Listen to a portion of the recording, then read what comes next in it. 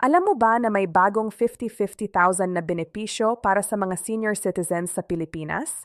Mga kaibigan, sandali lang. Kung ikaw ay 60 years old pataas o may mga magulang at lolo't lola na senior citizen, kailangan mong panoorin ito hanggang dulo. May malaking balita na kumakalat ngayon tungkol sa bagong 50,000 cash assistance para sa mga qualified seniors under SSS, GSIS at 4PS programs. Pero huwag kang mag-alala. Dito ko buburahin ang lahat ng kalituhan at sasagutin ang tanong na, sino ba talaga ang qualified? Maraming seniors ang nagtataka kung sila ba ay karapat-dapat. May mga requirements ba? Paano mag-apply? Kailan ibibigay? At ang pinaka-importante, totoo ba ito or fake news? Sa video na ito, ibibigay ko sa inyo ang complete details, lahat ng kailangan mong malaman. Mula sa eligibility requirements, step-by-step application process, hanggang sa exact timeline ng release ng pondo. Walang iwanan, walang lihim. Hindi mo dapat palampasin ang information na ito dahil baka ikaw o ang iyong mahal sa buhay ay isa sa mga makikinabang. Libo-libong seniors ang makakatanggap nito at gusto kong siguruhing ikaw ay isa sa kanila. Kaya ano pa ang hinihintay mo? I-like mo na ang video na ito para mas maraming seniors ang makakita at makapaghanda na para sa benepisyong ito. Let's go! Kumusta mga kaibigan? Mabuhay kayong lahat! Maraming salamat sa inyong patuloy na panunood at suporta dito sa aming channel. At sa video na ito, pag-uusapan natin ang isa sa pinaka-pinag-uusap balita ngayong mga nakaraang linggo na talagang nagpapakaba at nag-uudyok ng pag-asa sa libo-libong senior citizens sa buong bansa. At alam ko maraming tanong ang tumatakbo sa inyong isipan ngayon at nandito ako para sagutin lahat ng iyon ng malinaw at detalyado. Una sa lahat, gusto kong linawin kung ano ba talaga ang usapin dito. Maraming mga balita, mga posts sa social media at mga kwentuhan sa kanto na nagsasabing may darating na malaking tulong pinansyal para sa ating mga senior citizens. Partikular na yung mga miyembro ng SSS or Social Security System, yung mga miyembro ng GSIS or Government Service Insurance System, at yung mga pamilyang bahagi ng 4PS or Pantawid Pamilyang Pilipino Program. Ang dami nang nagsasabi na may 50,000 na cash assistance na darating. At syempre, kapag narinig natin ang ganoong halaga, natural lang na maging curious tayo at gusto nating malaman kung totoo ba ito o isa lamang itong fake news na kumakalat para magulo ang ating mga kababayan. Kaya nga nandito tayo ngayong araw na ito para pag-usapan ng masinsinan at suriin ng mabuti kung ano nga ba ang totoo at ano ang hindi. Gusto kong maging transparent sa inyo dahil alam ko na marami sa ating mga senior citizens ay umaasa sa ganitong klaseng tulong, lalo na sa mga panahong ito na ang gastusin ay patuloy na tumataas. Ang presyo ng bilihin ay tumataas at ang buhay ay naging mas mahirap para sa marami. Ang ating mga matatanda ay nararapat na tumanggap ng suporta at pagmamahal mula sa gobyerno at sa lipunan dahil sila ang mga taong nagpagod at nagtrabaho ng mahabang panahon para sa kinabukasan ng ating bansa. Ngayon, magsisimula tayo sa pinakasimula. Ano ba talaga ang pinag-uusapan natin dito? May mga reports at mga announcements na lumalabas mula sa iba't ibang sources tungkol sa isang government program or assistance package na naglalayong bigyan ng financial relief ang ating mga senior citizens na umabot na sa edad na 60 years old pataas. Ang konsepto ay simple. Ang gobyerno ay nag-aalok ng isang one-time cash grant o pautang na may kasamang forgiveness provision o kaya naman ay isang special pension adjustment na makakatulong sa ating mga matatanda na makaharap ang kanilang pang-araw-araw na pangangailangan, medical expenses at iba pang gastusin na karaniwang kinakaharap ng isang senior citizen. Ang tanong na palaging naririnig ko mula sa mga mensahe ninyo, sa mga comments at kahit sa personal na pakikipag-usap ay ito, sino ba talaga ang qualified? Ano ang mga requirements? Paano ko malalaman kung ako o ang aking mga magulang ay makakakuha ng tulong na ito?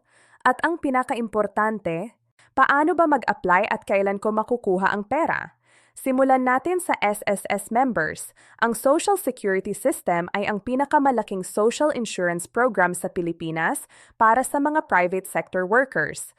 Kung ikaw ay nagtrabaho dati sa isang private company sa isang negosyo o kaya naman ay self-employed ka at nag-contribute ka sa SSS, malamang na ikaw ay isang SSS member. Ngayong araw na ito, maraming senior citizens na may SS membership ang nag-aalangan kung sila ba ay kasama sa mga makikinabang sa programang ito. Ang sagot ay nakadepende sa ilang salik. Una, kailangan mong maging 60 years old o mas matanda pa. Ito ang minimum age requirement para maturing na senior citizen at para maging eligible sa karamihan ng government programs na nakatuon sa elderly population. Pangalawa, kailangan mong may active or at least sufficient contributions sa SSS. Hindi ibig sabihin nito ay kailangan mong currently employed ka pa o nagko-contribute ka pa ngayon. Pero kailangan na may sapat na bilang ng mga contributions na nahulog mo noong ikaw ay nagtatrabaho pa. Ang SS ay may tinatawag na Retirement Pension Program na nagsisimula kapag umabot ka na sa retirement age na karaniwan ay 60 years old for optional retirement o 65 years old for full retirement benefits. Kung ikaw ay already receiving ng SSS pension, meron kang malaking posibilidad na makakasama ka sa listahan ng mga potential beneficiaries ng additional assistance na ito. Pero kahit na hindi ka pa nag-claim ng retirement pension mo basta't ikaw ay qualified based sa iyong contributions at age, maaari ka pa ring mag-apply para sa tulong na ito. Ang importante ay may dokumentasyon ka na nagpapatunay na ikaw ay isang legitimate SSS member na may sufficient contributions. Ngayon naman, pag-usapan natin ang GSIS members. Ang Government Service Insurance System ay para naman sa mga government employees, sa mga taong nagtrabaho sa pamahalaan, whether national government, local government units, o government-owned and controlled corporations. Kung ikaw ay dating teacher, government office worker, nurse, sa government hospital, police officer, military personnel na nag-retire na o anumang uri ng government employee, malamang na ikaw ay miyembro ng GSIS. Ang GSIS ay may sariling pension system din para sa mga retires. At kung ikaw ay currently receiving ng GSIS pension, ikaw ay automatically na nakarehistro sa database nila at mas madali para sao na ma-verify at ma-assess kung ikaw ay qualified para sa karagdagang tulong.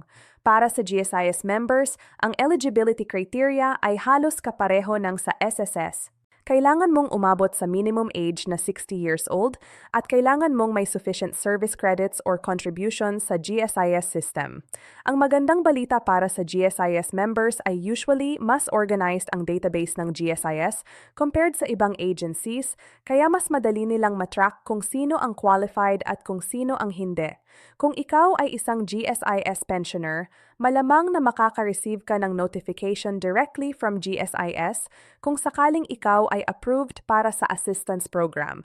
Pero huwag kang mag-relax lang at maghintay dahil minsan kailangan mo pa ring mag-submit ng additional requirements o kaya naman ay mag-verify ng iyong personal information para masiguro na ang pera ay mapupunta talaga sao at hindi sa ibang tao. Ngayon, ang 4PS or Pantawid Pamilyang Pilipino program ay medyo iba ang konsepto kumpara sa SSS at GSIS. Ang 4PS ay isang conditional cash transfer program na tumutulong sa mga Puwest of the Poor families sa Pilipinas. Ang programa ay nakatuon sa mga pamilyang may mga bata dahil ang kondisyon ng tulong ay kailangan na ang mga bata ay nag-aaral at regular na pumupunta sa health centers para sa checkups. Pero maraming 4PE families ay may mga senior citizens din sa kanilang sambahayan, mga lolo at lola na bahagi ng household at kasama sa beneficiary list. Kung ang isang senior citizen ay bahagi ng 4PS household, maaaring siya ay considered din para sa special assistance lalo na kung meron siyang specific needs o kung siya ay identified na vulnerable member ng pamilya. Ang coordination between DSWD na namamahala ng 4PS at ang SSS or GSIS ay crucial dito kasi posible na may mga senior citizens na simultaneously ay miyembro ng SS or GSIS at the same time ay bahagi din ng 4PS household. Sa ganitong sitwasyon, kailangan ng maingat na verification para masiguro na walang double claiming o kaya naman ay para ma-prioritize ang mga taong tunay na nangangailangan ng tulong.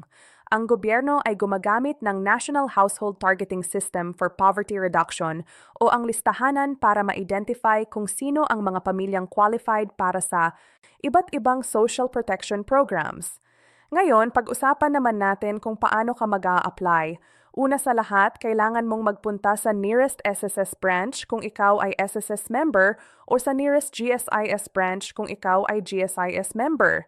Kung ikaw naman ay bahagi ng 4PS, kailangan mong makipag-ugnayan sa inyong DSWD field office o sa inyong barangay dahil sila ang primary point of contact para sa lahat ng 4PS related concerns. Pagdating mo sa office, kailangan mong magdala ng valid IDs, iyong SSS or GSIS ID kung meron ka senior. Meron Citizen ID na issued ng inyong local government unit at anumang documents na magpapatunay sa iyong edad at residency. Ang birth certificate or baptismal certificate ay maaaring required din lalo na kung ang iyong ID ay hindi clear ang birth date o kung may discrepancy sa records. Mahalaga din na magdala ka ng proof of contributions kung ikaw ay SSS or GSIS member. Maaari mong i-request ang contribution records mo online through the SSS or GSIS websites o kaya naman ay personal na pumunta sa branch para humingi ng printed copy. Ang mga dokumentong ito ay magsisilbing patunay na ikaw ay legitimate member at qualified para sa benefits. Kung ikaw ay already receiving pension, mas madali ang proseso dahil nakarecord ka na sa system at ang basic information mo ay available na. Para sa 4PS members na senior citizens, ang proseso ay medyo iba. Kailangan mong makipag-coordinate sa inyong municipal or city link na namamahala ng 4PS sa inyong area. Sila ang mag-a-assess kung ikaw ay qualified based sa existing 4PS database at kung meron kang additional eligibility para sa senior citizen assistance. Minsan, kailangan mo ring mag-undergo ng reassessment or validation para ma-update ang iyong status sa system. Ang timeline ng release ng pondo ay isa sa mga pinakatanong na natatanggap ko. Kailan ba talaga ibibigay ang pera? Ito ay isang mahirap na tanong dahil ang timing ay nakadepende sa maraming factors. Una, kailangan munang ma-approve ang budget allocation ng Congress. Ang mga ganitong programs ay kailangan ng legislative approval at kailangan na may available funds sa national budget. Pangalawa, kailangan ng coordination between different government agencies, SSS, GSIS, DSWD, Department of Budget and Management, at iba pa. Pangatlo, kailangan ng mahabang validation process para masiguro na ang mga taong makakakuha ng pera ay tunay na qualified at walang fraud o corruption na mangyayari. Based sa mga previous similar programs na na-implement ng gobyerno, ang timeline ay usually mga 3 to 6 months mula sa announcement hanggang sa actual release ng funds. Pero minsan, mas matagal pa yan dahil sa bureaucratic processes at sa dami ng paperwork na kailangan ayusin. Ang advice ko sa inyo ay huwag kayong mawala ng pag-asa at patience. Magtanong kayo regularly sa inyong respective agencies. Mag-follow up ng application ninyo at siguraduhing updated ang inyong contact information para kung may announcement or notification, makaka-receive kayo agad. Ang paraan ng pagbibigay ng pera ay maaaring iba-iba din. Ang pinaka-common ay through bank transfer directly sa inyong savings account. Kung mayon kayong existing account na nakalink sa inyong SS or GSIS, doon ide-deposit ang funds. Kung wala kayong bank account, maaaring required kayong magbukas ng account. O kaya naman ay ang pera ay ibibigay through alternative payment methods tulad ng remittance centers, payment partners ng government, o kahit cash cards na specially issued para sa purpose na ito. Ang DSWD naman ay karaniwang gumagamit ng cash cards para sa 4PS beneficiaries kaya malamang nagagamitin din ang same system kung sakaling may additional assistance for senior citizens under 4PS. Mahalaga ring pag-usapan natin ang mga red flags at warning signs ng scams. Maraming masasamang loob na nag-take advantage sa mga seniors lalo na kapag may mga balitang tulad nito na kumakalat. Huwag kayong magtitiwala sa kahit sino na magsasabing kailangan ninyo munang magbayad ng processing fee o kailangan ninyong magbigay ng pera para makakuha ng mas malaking halaga. Ang government programs ay libre. Walang bayad ang application at hindi kayo hihilingan na magbayad ng kahit ano para ma-process ang inyong benefits. Kung may nag-approach sa inyo na nagsasabing kailangan ninyo ng tulong nila at kailangan kayong magbayad, ito ay isang scam at kailangan ninyong i-report sa authorities. Mag-ingat din sa mga fake websites at fake social media pages na nag-claim na official government channels pero hindi naman talaga. Always verify kung ang page or website ay legitimate by checking kung verified ang account, kung may official government logo at seal, at kung ang information ay consistent sa mga announcements mula sa official government sources. Ang SSS, GSIS at DSWD ay may official websites at official social media pages na regularly nag-post ng updates at announcements. Doon kayo dapat tumingin ng information at hindi sa random posts from unknown sources. Ang isa pang importante na point ay ang eligibility ay hindi lamang based sa edad at membership. May ibang factors din na considered tulad ng income level. Kung may ibang source of income ba ang senior citizen, kung may dependents ba siya, kung may medical conditions ba na nangangailangan ng special assistance, at kung gaano kahirap or comfortable ang pamumuhay niya. Ang gobyerno ay nag-conduct ng socio-economic profiling para ma-determine kung sino talaga ang pinakanangailangan ng tulong. Kaya kahit na ikaw ay qualified based sa edad at membership, kung ang assessment ay nagsasabing may sapat kang resources at hindi ka priority compared sa iba, possible na hindi ka ma-include sa initial batch ng beneficiaries. Pero, huwag kang mawawalan ng pag-asa. Ang government programs ay usually implemented in phases. Ang first phase ay para sa most vulnerable at most needy. Ang succeeding phases ay para sa iba pang qualified individuals. Kaya kahit hindi ka kasama sa una, maaaring kasama ka sa susunod na batch. Ang importante ay nakaregister ka na, nag-submit ka na ng requirements at updated ang iyong records. Pag-usapan din natin ang responsibilidad ng mga anak at kamag-anak ng senior citizens. Kung ikaw ay may magulang or lolo't lola na senior citizen at hindi nila alam ang ganitong programs o hindi nila kaya mag-apply mag-isa dahil sa edad or health condition, ikaw ang dapat tumulong sa kanila. Samahan mo sila sa pag-apply. Tulungan mo silang mag-prepare ng requirements at siguraduhin na intindihan nila ang proseso. Maraming senior citizens ang hindi tech-savvy at hindi marunong gumamit ng internet para mag-research o mag-check ng updates. Ikaw ang kanilang bridge sa modernong mundo at ikaw ang dapat maging advocate nila. Ang kulturang Pilipino ay kilala sa paggalang at pagmamahal sa matatanda. Ang ating mga senior citizens ay deserve ng dignity, respect at support. Ang mga government programs tulad nito ay hindi lamang financial assistance. Ito ay isang paraan ng pagpapakita ng pasasalamat ng bayan sa kontribusyon ng ating mga matatanda sa lipunan. Sila ang nag-build ng foundational institutions natin. Sila ang nagtrabaho ng mahabang panahon at sila ang nag-sacrifice para sa kinabukasan natin. Ngayon na sila ay matanda na at nangangailangan ng tulong, tayo naman ang dapat tumutulong sa kanila. Sa pagtatapos, gusto kong i-emphasize na ang information na ito ay based sa available reports at announcements as of this time. Ang government policies ay constantly changing at evolving at may mga bagong updates na maaaring lumabas anytime. Kaya ang best advice ko sa inyo ay stay informed, regular na mag-check ng official government websites at social media pages at huwag mag-atubiling magtanong sa inyong local government officials o sa respective agency offices kung may clarification kayong kailangan. Huwag kayong mahihiyang magtanong dahil karapatan ninyo ang malaman kung ano ang available na tulong para sa inyo. At sa mga kabataang nanonood nito, share ninyo ang video na ito sa inyong mga magulang at sa mga senior citizens na kilala ninyo. Maaaring hindi nila alam ang information na ito at ikaw ang maaaring tulay para makarating sa kanila ang importante news.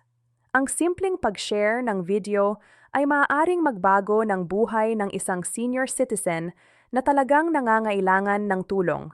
Maraming salamat sa inyong lahat sa panonood hanggang dito. I appreciate talaga ang inyong time at dedication. Kung natulungan kayo ng video na ito, pakiusap lang na mag-like kayo para mas maraming tao ang makakakita at makakaalam ng information na ito. At kung hindi pa kayo nakasubscribe, please subscribe at i-click ang notification bell para updated kayo sa aming mga upcoming videos tungkol sa government benefits, financial assistance programs at iba pang importante information para sa ating mga kababayan. Salamat ulit at hanggang sa muli, ingat tayong lahat at God bless.